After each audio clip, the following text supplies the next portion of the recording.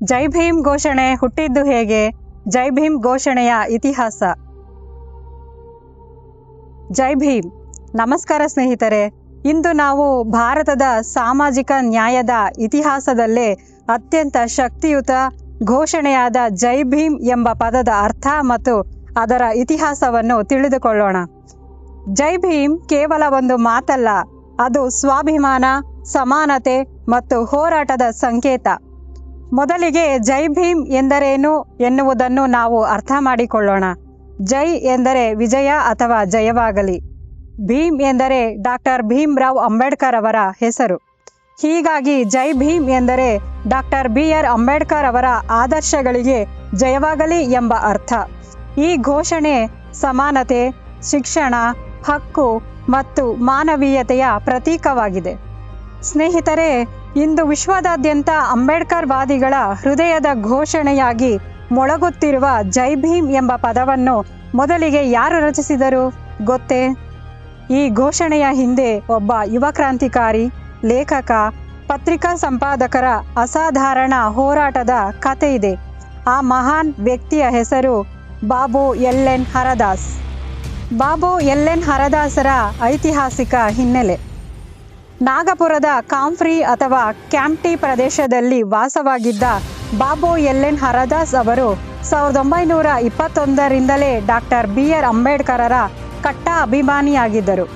1930ರಲ್ಲಿ ನಡೆದ ನಾಸಿಕ್ನ ಕಾಳರಾಮ ಮಂದಿರ ಪ್ರವೇಶ ಚಳುವಳಿಯಲ್ಲಿ ಅವರು ಸಕ್ರಿಯವಾಗಿ ಭಾಗವಹಿಸಿದ್ದರು.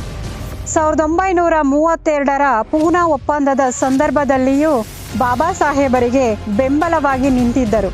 ಅವರು ಕೇವಲ ಹೋರಾಟಗಾರರಷ್ಟೇ ಅಲ್ಲ, ಸಮಾಜ ಜಾಗೃತಿಗೆ ಬರಹವನ್ನು ಆಯುಧವನ್ನಾಗಿ ಮಾಡಿಕೊಂಡಿದ್ದ ಲೇಖಕರೂ ಆಗಿದ್ದರು. ಪತ್ರಿಕೆಗಳ ಮೂಲಕ ಜಾಗೃತಿ ಮೂಡಿಸುತ್ತಿದ್ದ ಬಾಬು LN ಹರದಾಸ್. ಬಾಬು ಹರದಾಸ್ ಅವರು ನಾಗಪುರದಲ್ಲಿ ಮಹಾರಥ ಮತ್ತು ಚೋಖಾಮೇಳ ಎಂಬ ವಾರಪತ್ರಿಕೆಗಳನ್ನು ನಡೆಸುತ್ತಿದ್ದರು. ಈ ಪತ್ರಿಕೆಗಳ ಮೂಲಕ ಅಸ್ಪೃಶ್ಯ ಸಮಾಜದಲ್ಲಿ ಆತ್ಮಗೌರವ ಮತ್ತು ರಾಜಕೀಯ ಜಾಗೃತಿಯನ್ನು ಮೂಡಿಸುತ್ತಿದ್ದರು.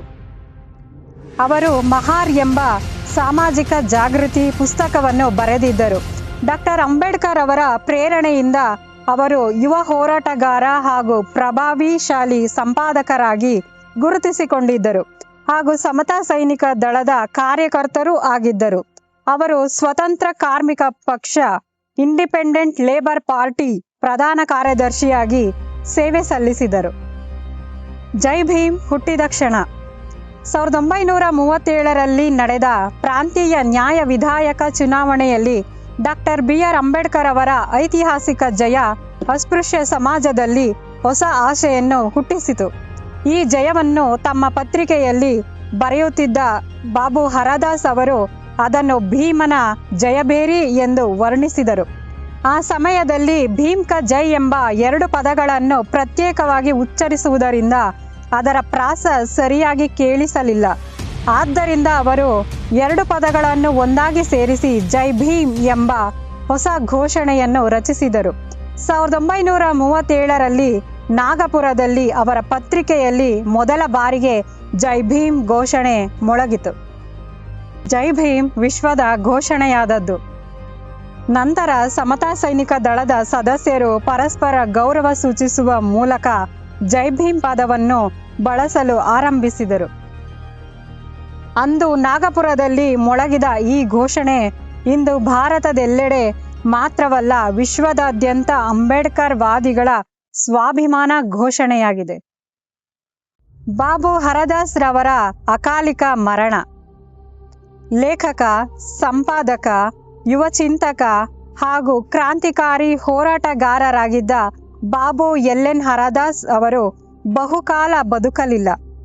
ಕೇವಲ 35ನೇ ವಯಸ್ಸಿನಲ್ಲಿ 1939ರ ಜನವರಿ 12ರಂದು ಅವರು ಅಕಾಲಿಕವಾಗಿ ನಿಧನರಾದರು. ಆದರೆ ಅವರು ರಚಿಸಿದ ಜೈ ಭೀಮ್ ಘೋಷಣೆ ಕೋಟ್ಯಾಂತರ ಜನರ ಆತ್ಮಗೌರವದ ಧ್ವನಿಯಾಗಿ ಬದುಕಿದೆ. ಜೈ ಭೀಮ್ ಎನ್ನುವುದು ಕೇವಲ ಒಂದು ಘೋಷಣೆಯಲ್ಲ, ಅದು ಸಮಾನತೆ, ಸ್ವಾಭಿಮಾನ ಮತ್ತು ಮಾನವೀಯತೆಯ ಪ್ರತೀಕವಾಗಿದೆ. ಜೈ ಭೀಮ್, ಜೈ ಸಂವಿಧಾನ್, ಜೈ ಅಂಬೇಡ್ಕರ್.